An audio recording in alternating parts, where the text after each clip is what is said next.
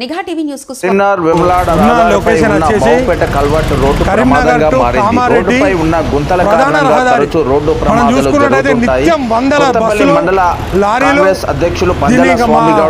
లోకల్లో ఉన్న నాయకులైతే గ్రానైట్ హబ్గా వ్యాపారానికి పంచుకోటగా ఉన్నది. ఇక్కడ నుంచి వచ్చిన నిధులు కూడా దానికి కేటాయించి రోడ్ను బాగు చేయవచ్చు. గత 2018 కన్నా ముందు శంకుస్థాపన అయ్యి రోడ్డు 4 వరుసల రోడ్డు మన ఉద్యారం నుంచి పద్మనగర్ వరకు అయింది. ఓన్లీ రోడ్ వరకు అయింది.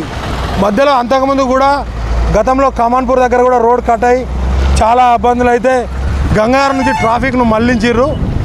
మొన్న కూడా లాస్ట్ ఇయర్ ఇదే ఇప్పుడు మనం ఉన్న కల్వర్ట్ దగ్గర వరదలో ఒక మనిషి గల్లంత అయితే 4 రోజుల దాకా డెడ్ బాడీ దొరకని పరిస్థితి.